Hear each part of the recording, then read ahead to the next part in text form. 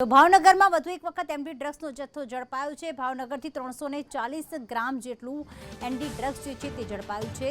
અગાઉ પણ ભાવનગરથી MD drugs ઝડપાયું હતું।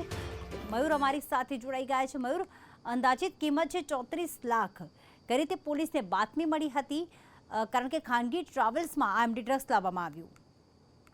જી પ્રીતિ, ચોક્કસથી વાત કરીએ તો ગઈકાલે સાંજે ભાલ પંચકમાંથી આજે એમડી ડ્રગ્સ પકડાયા બાદ કહી શકાય કે ભાવનગર એસઓજીની ટીમને વધુ એક વખત સફળતા મળી છે। કારણ કે ભાવનગર શહેરમાંથી વધુ એક વખત 340 ગ્રામ જેટલું એમડી ડ્રગ્સનો જથ્થો છે તેને ઝડપી પાડવામાં એસઓજીને સફળતા મળી છે। ખાનગી ટ્રાવેલર્સ મારફતે ભાવનગરથી મુંબઈ ગયેલા 2 પુરુષ અને 2 મહિલાને 340 ગ્રામ કરતા વધુ છે એમડી ડ્રગ્સના જથ્થા સાથે છે તે ઝડપી લેવામાં આવ્યા છે। હાલ એસઓજી બ્રાન્ચ ખાતે ફરિયાદ નોંધવાની છે તે તજવીજ છે તે હાથ ધરવામાં આવી રહી છે।